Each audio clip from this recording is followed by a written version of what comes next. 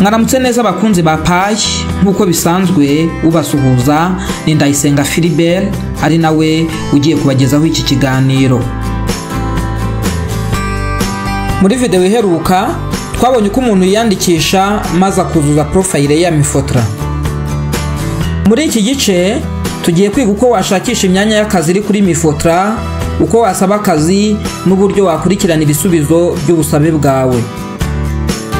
Iyo umaze kwinjira muri konti yawe ukanda handitse advertisement, ari naho ubonera urutonde rw'imyanya y'akazi iri ku rubuga. Iyo urangije ugenda umanuka ukanda kuri buri mwanya ubona ko uhuye n'ubushobozi bwawe, ugasoma neza ibisabwa, inshingano z'akazi n'itariki ntarengwa yo gusaba. Iyo ukanze ku mwanya runaka hejuru bakubwira ko wemerewe gusaba cyangwa utemerewe. Iyo wujuje ibisabwa uba wemerewe gusaba. Hejuru mu ibara ry'icyatsi kibisi ubona ijambo you are qualified. Iyo utabyujuje ntabwo uba wemerewe. Mu ibara ry'umuhondo ubona ijambo you are not qualified.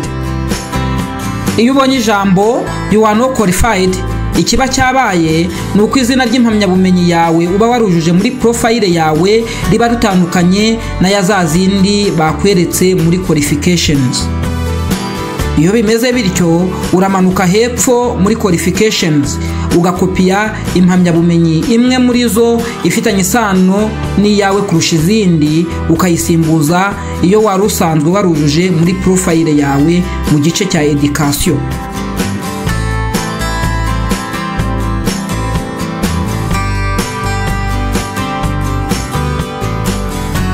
Warangiza ugakanda update. Iyo ubikoze nawe uhita uba qualified, ukaba nawe wemerewe gusaba akazi kuri Mifotra kuri uwo mwanya. Iyo umaze kuzuza ibisabwa ukanda hasi handitse do psychometric test. Reka turebere hamwe icyo ikizamini cya psychometric aricyo ndetse n'icyo kigamije. Ikizamini cya psychometric ni ikizamini cy'imitekerereze kigamije gupima ubushobozi bw'umuntu ku bintu bitandukanye. Muri Mifotra iki kizamini gisuzuma niba abakandida bafite ubushobozi bw'ibanze mu mibare, numerical reasoning, gusobanura imvugo verbal reasoning, gushishoza ku bimenyetso no gushaka ibisubizo abstract reasoning, ndetse n'uburyo wafata ibyemezo mu bihe bikomeye, ari byo mu cyongereza bita situational judgment. Iki kizamini gitangwa mu rwego rwo kureba niba ufite ubushobozi bwo gutekereza neza, ufata imyanzuro isobanutse no guhangana n'ibibazo bya buri munsi mu kazi. Ese iki kizamini kiba kimeze gite? Ubundi se gikorwa gite? Ikizamini cya psychometric kiba kigizwe n'ibibazo 21 biteye bitya. Ibibazo byo guhitamo kimwe muri byinshi, multiple choice.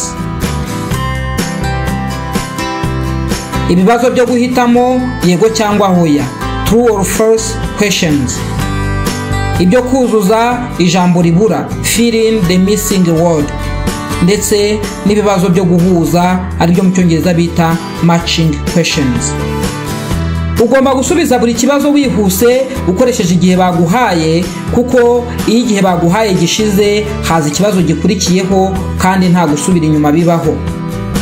Kugira ngo utsinde icyo kizamini usabwa kukigiramo amanota 50%. Iyo ugitsinze gusaba akazi bihita byikora. Iki kizamini kigira agaciro mu gihe cy'umwaka umwe. Iyo wagitsinze nta kindi wongera gukora igihe ugiye gusaba akazi ku myanya iri kuri iyo level. Iyo ugitsinzwe ntabwo ucyemerewe gusaba akazi kuri uwo mwanya ndetse no ku yindi biri kuri level imwe mu gihe gihwanye n'umwaka wose. Iyo bigaragaye ko wakopeye, ibisubizo byawe biteshwa agaciro. Ikindi kandi uhagarikwa gusaba akazi muri leta mu gihe gihwanye n'umwaka wose. Dore ibyo ugomba kwitaho kuri mudasobwa yawe. System ifata ifoto umukandida mu buryo butunguranye atazi kugira ngo irebe niba ari we koko uri gukora ikizamini. Bityo rero ugomba gukorera ahantu hatuje uri wenyine.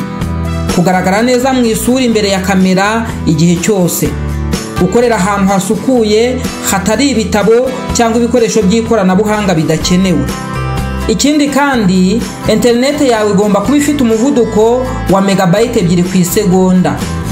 Ikizamini cya psychometric ni ingenzi kugira ngo ubashe gusaba akazi kuri Mifotra. Uno munsi rero twebwe nka Pi ahazaza h'ifaranga dushobora no kugufasha gukora iki kizamini utagize impungenge zo gutsindwa. Nkuko bigaragara hano, REB yashyize imyanya y'akazi hanze. Ubu abarimu bigisha indimi ndetse n'aba prefet ba discipline, aba secrétaire comptable bose barakenewe. Igisabwa ni ukuba ufite A0 ku barimu bigisha izi ndimi ndetse n'aba prefet ba discipline ndetse na AD ku ba secrétaire comptable. Ugize ikibazo mu kwaprayinga rwose ntutinye kutugana, turagufasha nta kibazo. Reka turebere hamwe uburyo wakira ubutumwa bwemeza ubusabe bwawe. Iyo umaze gusaba ubona ubutumwa bubyemeza kuri email, ari nayo ya yindi wakoresheje wiyandikisha ku rubuga rwa Mifotra. Nyuma yo gusaba hakurikiraho gukurikirana ubusabe bwawe. Reka turebere hamwe nabyo uko wabikora. Ibisubizo by'ubusabe bwawe bikurikiranirwa ahangaha handitse My Applications.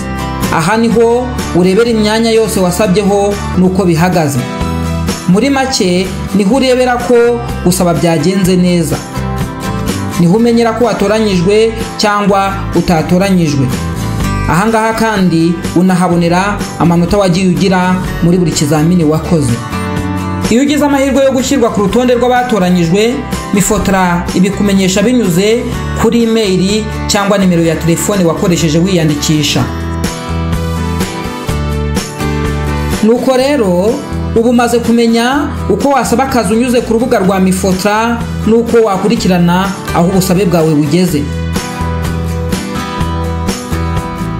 Niba iyi video hari ikigufashije, kanda like, subscribe kugira ngo n'ibindi biganiro byacu bijye bikugeraho ku gihe.